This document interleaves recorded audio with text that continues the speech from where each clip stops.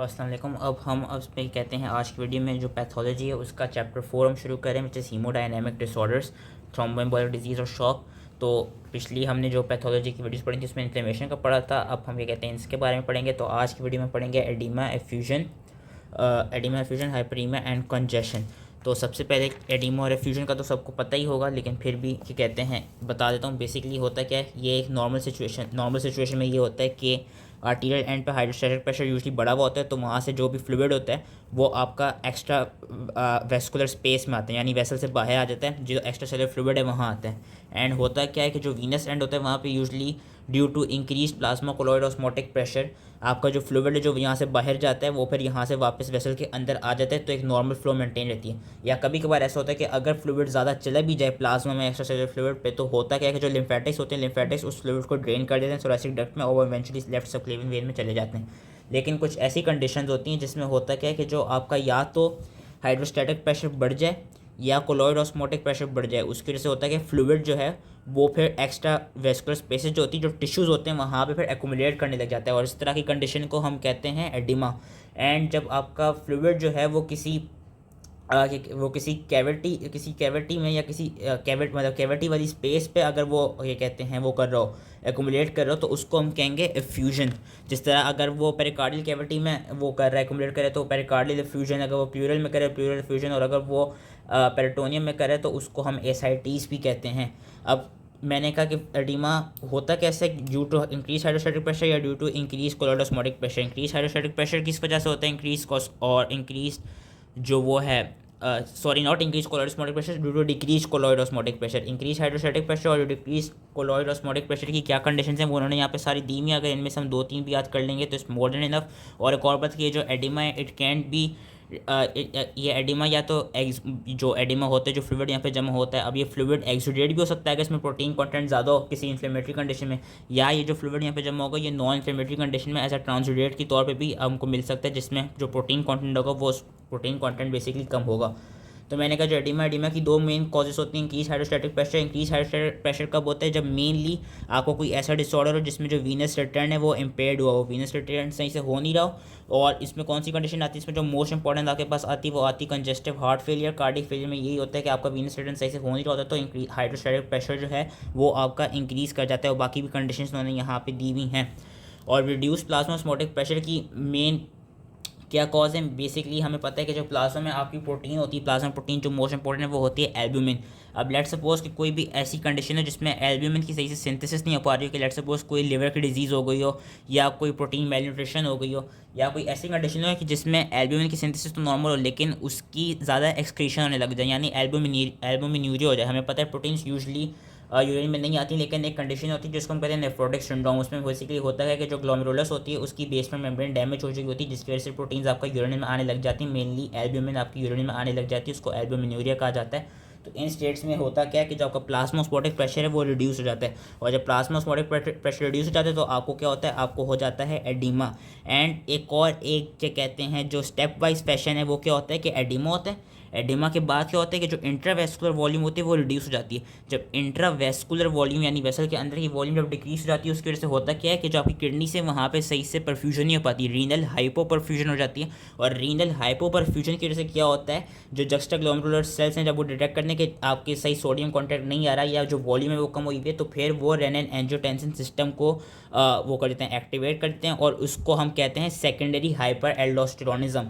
कि फैशन है वो ऐसे है कि पहले एडिमा हुआ, एडिमा से रिड्यूस इंट्रावेस्कुलर वॉल्यूम, उससे रीनल हाइपर परफ्यूजन, फिर उससे एंड में आता है सेकेंडरी हाइपर एल्डोस्टेरोनिज्म। और इसको हम सेकेंडरी क्यों कह रहे हैं, क्योंकि ये इसलिए आपका प्रोड्यूस हुआ क्योंकि जो प्राइमरी कंडीशन थी, जो प्राइमरी कॉज था, प्राइमरी मसला ये था कि जो प्रोटीन लेवल्स थे, जो प्लाज्मा प्रोटीन लेवल्स हैं वो कम हो रहे थे। अब उन प्लाज्मा प्रोटीन लेवल के कम होने की वजह से हुआ क्या है कि आपका जो एल्डोस्टेरोन है उसकी ज़्यादा वो हो रही है, उसकी ज़्यादा सिक्रीशन हो रही है, तो इसलिए इसको सेकेंडरी हाइपर एल्डोस्टेरोनिज्म कहा गया। और उसमें एक और चीज़, जब सेकेंडरी हाइपर एल्डोस्टेरोनिज्म होते हैं तो उससे कोई कंडीशन ठीक नहीं होती, उससे कंडीशन और ख़राब हो जाती है, क्योंकि इससे होता क्या है कि आपको सोडियम रीअब्जॉर्ब होने लग जाता है और साथ में फिर वाटर भी रीअब्जॉर्ब होने लग जाता है। जब सोडियम और वाटर की रिटेंशन होने लग जाती है तो उससे फर्दर फिर क्या कहते हैं, दोनों जो इंक्रीज हाइड्रोस्टैटिक प्रेशर था और जो रिड्यूस प्लाज्मा ऑस्मोटिक प्रेशर था, ये दोनों चीज़ें ज़्यादा होने लग जाती हैं, क्योंकि जब ज़्यादा सॉल्ट और वाटर रिटेन होते हैं, तो सॉल्ट और वाटर रिटेन होने से होता क्या है कि जब ज़्यादा सॉल्ट और वाटर रिटेन होगा तो ब्लड वॉल्यूम बढ़ेगी, उससे होगा क्या, आपकी जो इंट्रावेस्कुलर आपका जो हाइड्रोस्टैटिक प्रेशर है वो इंक्रीज़ होगा। साथ ही जब ज़्यादा ब्लड वॉल्यूम बढ़ रही है, जब ज़्यादा फ्लूइड बढ़ रहा है, तो ऑब्वियसली ज़्यादा हाइड्रोस्टैटिक प्रेशर की वजह से ज़्यादा जो फ्लूइड है वो यहाँ पे प्रेजेंट हो रहा है प्लाज्मा में, और जब ज़्यादा फ्लूइड यहाँ पे प्रेजेंट होगा तो ये डाइल्यूशन कॉज करा देगा। डाइल्यूशन से होगा क्या कि जो कोलॉइड ऑस्मोटिक प्रेशर है वो फर्दर डिक्रीज़ कर देगा। उसकी वजह से जो ये होती है सोडियम एंड वाटर रिटेंशन होती है वो बेसिकली फर्दर एडिमा को एक्सरसिबेट कर देती है। उसके बाद मैंने एक और कंडीशन बताई थी कि लेट सपोज कि मैंने नॉर्मल कंडीशन में ये बताया था कि अगर कोई फ्लूइड नॉर्मल कंडीशन में भी जमा हो जाए तो होता क्या है कि जो लिम्फेटिक्स होते हैं आपकी वो उसको ड्रेन कर देती हैं। अब लेट सपोज कि अगर कोई लिम्फेटिक ऑब्स्ट्रक्शन हो गई हो तो उस केस में भी आपको एडिमा हो जाता है। और लिम्फेटिक ऑब्स्ट्रक्शन किन कॉजेज़ की वजह से हो सकती है? कोई ट्रॉमा हुआ हो, फाइब्रोसिस हुई हो, कोई इन्वेसिव ट्यूमर हुआ हो, या कोई इन्फेक्शियस एजेंट आया हो। उसकी वजह से होता क्या है कि जो आपका वो है, जो लिम्फेटिक वेसल्स हैं वो सही से फ्लूइड ड्रेन नहीं कर पाती, और इस तरह की कंडीशन को हम कहते हैं लिम्फ एडिमा। इसकी उन्होंने एक एग्जांपल दी हुई है, एक नहीं इसमें दो एग्जांपल दी हुई हैं जिससे रिलेटेड काफ़ी एमसीक्यूज़ भी आते हैं, तो वो हम याद कर लेते हैं। बेसिकली एक पैरासाइट होता है जिसका नाम होता है फिलियरिसिस। फिलियरिसिस क्या कराता है? वो एक कंडीशन कराता है जिसका नाम होता है एलिफेंटियासिस। एलिफेंटियासिस कैसे कराता है? एलिफेंटियासिस आप गूगल पे भी सर्च करके देख सकते हैं। बेसिकली इस कंडीशन में होता क्या है कि इस कंडीशन में ये पैरासाइट कराता क्या है कि ये आपकी जो लिम्फेटिक चैनल्स होती हैं और जो लिम्फ नोड्स होते हैं उनमें ऑब्स्ट्रक्टिव फाइब्रोसिस करा देता है। उसकी वजह से आपके एक्सटर्नल जेनिटेलियम है और जो लोअर लिम्स होते हैं वो आपके वहाँ पे इतना एक्सेसिव एडिमा हो रहा होता है कि वो बिल्कुल ही फूल जाते हैं। ये एलिफेंटियासिस होती है। और फिर उन्होंने एक और यहाँ पे कंडीशन बताई हुई है कि लेट सपोज किसी फीमेल को ब्रेस्ट कैंसर हुआ हो जिसकी वजह से उसके क्या कहते हैं एक्सिलरी लिम्फ नोड्स को वो करना पड़े, या एक्सिलरी नहीं किसी और भी लिम्फ नोड्स को उसके रिमूव करना पड़े। उसकी वजह से होता है कि जब वो एक्सिलरी लिम्फ नोड्स या कोई भी लिम्फ नोड्स आपके जब वो रिमूव करेंगे, क्योंकि हमें पता है कि ब्रेस्ट की कितनी एक्सटेंसिव वीनस सप्लाई और लिम्फ सप्लाई, तो जब हम ब्रेस्ट कैंसर को ट्रीट करने के लिए कोई लिम्फ नोड्स का का रिमूवल करते हैं तो उसकी वजह से भी क्या होता है कि जो आपका वो होता है अपर लिम्फ जो होता है वहाँ पे एक्सेसिव एडिमा होने लग जाती है, क्योंकि वहाँ पे से जब वो लिम्फ नोड्स रिमूव कर दिए जाएंगे तो वहाँ से जो लिम्फ वो है जो आपका बेसिकली कह लें कि जो लिम्फ रिटर्न है वो सही से नहीं हो पाता। तो ये एक चीज़ बतानी थी। उसके बाद जो मॉर्फोलॉजी है इसमें भी काफ़ी इंपॉर्टेंट चीज़ें लिखी हुई हैं, इससे भी काफ़ी एमसीक्यूज आ सकते हैं। बेसिकली याद रखना है कि एडिमा जो होता है वो यूजली उन जगहों पे वो यूजली बेसिकली होता कहाँ पे? सबक्यूटेनियस टिश्यू में होता है। और सबक्यूटेनियस जो एडिमा होता है वो जिस जगह पे भी हाई हाइड्रोस्टैटिक प्रेशर होगा उस जगह पे याद रखना है कि सबक्यूटेनियस एडिमा होगा। यहाँ पे एक एग्जांपल उन्होंने दी हुई है डिपेंडेंट एडिमा और पिटिंग एडिमा की। डिपेंडेंट एडिमा और पिटिंग एडिमा बेसिकली क्या चीज़ें होती हैं कि लेट सपोज कि कोई बंदा ऐसी जॉब करता हो कि विच रिक्वायर्स क्या कहते हैं कंटिन्यूस स्टैंडिंग, या विच रिक्वायर्स कंटिन्यूस सिटिंग, या कोई ऐसा उस बंदे के साथ ट्रॉमा हुआ, कोई एक्सीडेंट हुआ हो जिसकी वजह से वो कंप्लीट बेड रेस्ट पर आ गया हो, तो उसकी वजह से होता क्या है कि अब वो एक डिपेंडेंट स्टेट में आ जाता है। वो या तो मतलब कि अगर कोई एक्सीडेंट हो तो वो या तो हमेशा लेटा रहेगा, अगर कोई ऐसी जॉब करे जिसमें खड़ा रहना रिक्वायर्ड होता है तो वो सिर्फ खड़ा रहेगा। उस खड़े रहने की वजह से क्या होगा, और हमेशा लेटे रहने की वजह से भी क्या होगा कि ड्यू टू ग्रेविटी आपका जो फ्लूइड है वो लोअर लिम्स में जाके अकुमुलेट करने लग जाएगा और सही से वो जो फ्लूइड है वो सही से रिमूव नहीं हो पाएगा। बेसिकली होता क्या है कि अगर आप क्या कहते हैं कोई ऐसी जॉब करें जो विच रिक्वायर्ड एक्सेसिव स्टैंडिंग, तो उस केस में ये होगा कि आपको जो एडिमा होगा वो लेग्स पे होना शुरू हो लग जाएगा। और अगर ऐसा हो कि कोई एक्सीडेंट हुआ और आप कंप्लीटली बेड रिडन हो गए तो उस केस में आपका जो एडिमा शुरू होगा वो आपके सैक्रम पे देखा जाएगा, और इस तरह के फीचर को हम कहते हैं डिपेंडेंट एडिमा। और जो एडिमा लेग्स पे होता है उसका एक साइन ये है कि उसमें एक पिटिंग एडिमा हम ऐसे चेक करते हैं कि वहाँ जिधर एडिमा हो होता है वहाँ पे हम यूँ करके दबाते हैं, अपने थंब से थोड़ी देर तक रखते हैं, और जैसे ही हम थम्स अपने हटाते हैं तो जिस साइड पे हमारे थंब थे वहाँ पे एक पिट सा बन जाता है। वो पिट सा इसलिए बन जाता है क्योंकि जैसे ही हम उसको डिप्रेस करते हैं उस जगह को तो जितना भी इंटरस्टिशियल फ्लूइड होता है वो आसपास के सराउंडिंग में डिस्पर्स हो जाता है। उसके बाद इन्होंने क्या कहते हैं वही एग्जांपल दी है कि रीनल डिसफंक्शन की वजह से या कार्डिक फेलियर की वजह से भी क्या कहते हैं एडिमा हो सकता है। और वो जो एडिमा होता है वो यूजली जो लूज कनेक्टिव टिश्यूज़ होते हैं जिस तरह आईलिड्स होती हैं वहाँ पे ज़्यादातर देखा जाता है। इसमें उन्होंने एक कंडीशन बताई हुई नेफ्रोटिक सिंड्रोम। नेफ्रोटिक सिंड्रोम में बेसिकली यही होता है कि अगर एल्ब्यूमिन का ज़्यादा लॉस हो रहा हो या कोई भी रीनल कंडीशन ऐसी हुई हो तो उसमें जो लूज कनेक्टिव टिश्यू है जिस तरह आईलिड्स हो गई, आईलिड्स में पेरी ऑर्बिटल एडिमा देखा जाता है। पल्मोनरी एडिमा जो है, पल्मोनरी एडिमा भी बहुत सी कॉजेज़ की वजह से हो सकता है। वो या तो लेफ्ट वेंट्रिकुलर फेलियर की वजह से हो सकता है, या वो renal failure, acute respiratory distress syndrome, pulmonary inflammation या पल्मोनरी इन्फेक्शन, इन सब चीज़ों की वजह से आपको पल्मोनरी एडिमा हो सकता है। और पल्मोनरी एडिमा में क्या होता है कि जो पल्मोनरी एडिमा में फ्लूइड होते हैं ना उसकी कंसिस्टेंसी कैसी होती है? फ्रॉथी होती है और ब्लड टिंज फ्लूइड होता है। वो क्यों होता है? क्योंकि उसमें मिक्सचर होता है एयर का, एडिमा का और एक्स्ट्रा वेजिटेटेड ब्लड सेल्स का। ब्रेन एडिमा में क्या होता है, ब्रेन एडिमा में ये देखा जाता है कि जो सल्काए होते हैं वो यूजली नैरो कर गए होते हैं और जो गायराए होते हैं वो यूजली डिस्टेंड कर गए होते हैं। एंड इसमें एक ये चीज़ हो सकती है कि जब इतना ब्रेन एडिमा हो जाएगा, इतना एक्सेसिव ब्रेन एडिमा जब हो जाएगा तो उसकी वजह से होता है कि कभी कभी ब्रेन आपका फोराmen मैग्नम के थ्रू हर्निएट करने लग जाता है।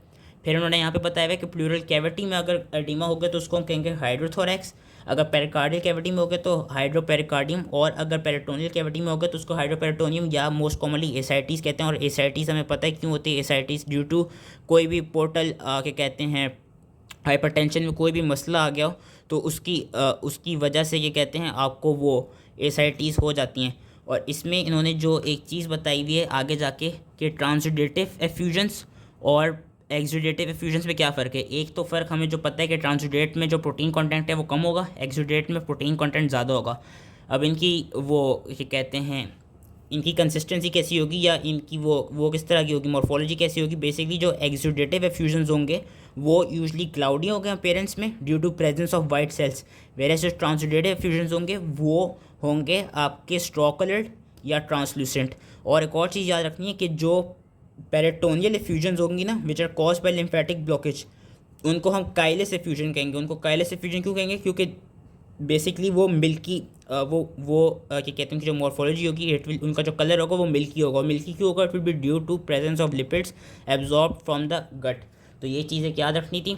And this was all related to oedema and your effusion. Oedema में एक और चीज़ उन्होंने बताई हुई कि पल्मोनरी एडिमा में होता क्या है कि pulmonary oedema also creates a favourable environment for bacterial infection and क्या कहते हैं it also creates a favourable environment for bacterial infection. उन्होंने ये भी बताया हुआ है कि जब पल्मोनरी एडिमा होता है तो उसकी वजह से आपका जो गैसेस एक्सचेंज है वो सही से हो नहीं पाता, जिसकी वजह से होगा कि ब्लड में हाइपोक्सीमिया हो सकता है। और जब ब्लड में हाइपोक्सीमिया हो जाएगा तो उसकी वजह से वो hypoxaemia will create a favourable environment for bacterial infection.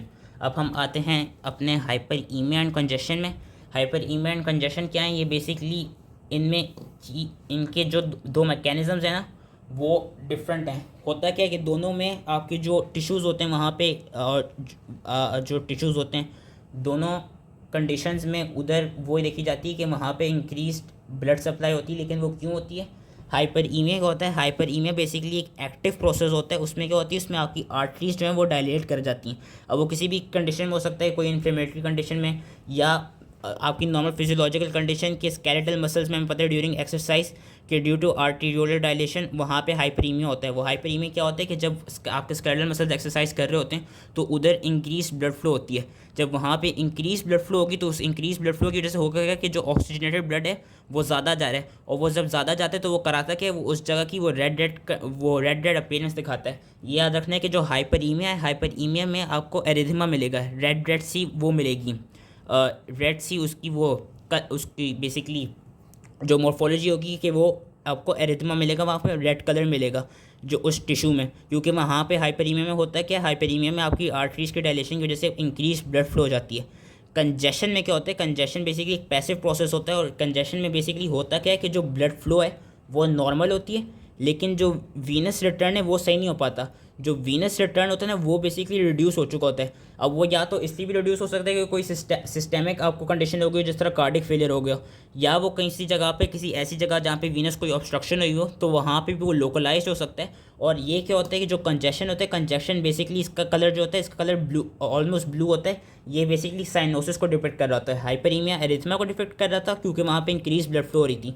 Congestion में क्या हो रहा है, कंजेशन में ब्लड फ्लो नॉर्मल है लेकिन ब्लड वापस नहीं आ पा रहा। वापस ना आने की वजह से हो कह रहे हैं वहाँ पे जो डीऑक्सीजनेटेड ब्लड है वो ज़्यादा से ज़्यादा कम्युलेट कर रहा है, और जब ज़्यादा से ज़्यादा कम्युलेट कर रहा है तो उसकी वजह से वहाँ पे हमको साइनोसिस मिल रहा है। और जो क्रॉनिकली कंजेस्टेड टिश्यूज़ होते हैं वहाँ पे फिर क्या होते हैं, वहाँ पे कैपिलरी रप्चर होने लग जाता है। और जब कैपिलरी रप्चर होते हैं तो उसमें होता है कि हमको स्मॉल हेमोरेजिक फोकाई नज़र आते हैं। वो क्यों नज़र आते हैं, क्योंकि अब हुआ क्या है कि ब्लड सही से आ नहीं पा रहा, तो वो जो वहाँ पे इंक्रीज डीऑक्सीजनेटेड ब्लड है होगा क्या, और जो वहाँ पे increase amount of red blood cells हैं, अब होगा क्या कि जो मैक्रोफेजेस होंगे वो उनको जाके उन रेड ब्लड सेल्स को जाके फेगोसाइटाइज करने लगेंगे। और उस तरह के मैक्रोफेज, और वो एक बेसिकली टेल साइन होता है कि हमको स्मॉल हेमोरेजिक फोकाई क्यों मिलते हैं, due to subsequent catabolism of extravasated red cells and which can leave residual telltale clusters of hemosiderin laden macrophages। That was all related to hyperaemia and your congestion. अब यहाँ पे इसकी भी कुछ morphology जो उन्होंने बताई हुई है, ये भी एक तरफ से इंपॉर्टेंट है, इससे रिलेटेड भी MCQs आ सकते हैं, तो इसको हम एक दफ़ा पढ़ लेते हैं। कि एक तो हमें पता है कंजेशन में हमें हमेशा साइनोसिस मिलेगा। जो एक्यूट पल्मोनरी कंजेशन होगी उसमें हमको एल्विलर कैपिलरीज इंगोस्ट मिलेंगी, एल्विलर सेप्टल एडिमा मिलेगा और फोकल इंट्रा एल्विलर हेमोराज मिलेंगे।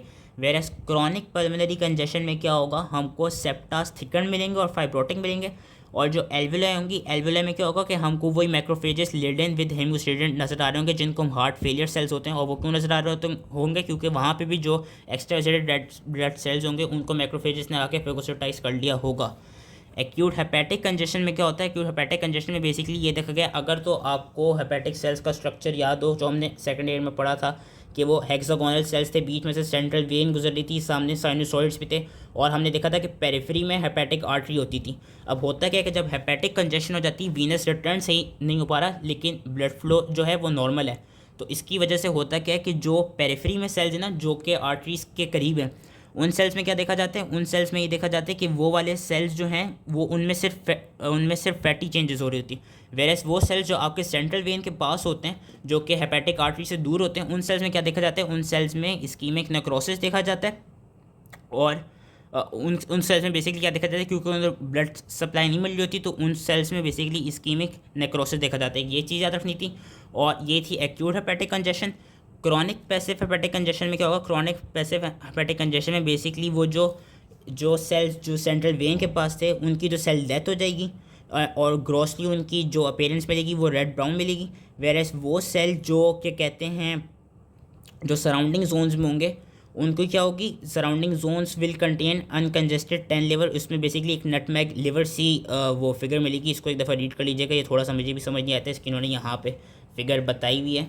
और फिर आगे उन्होंने ये लिखा हुआ है कि माइक्रोस्कोपिकली क्या मिलेगा, कि जो central lobular congestion, haemorrhage, haemosiderin laden macrophages and variable degree of hepatocyte drop out and necrosis. तो आई होप ये ईजिली समझ में आ गया हो। That was related to hyperaemia, effusion, congestion and your oedema. Thank you.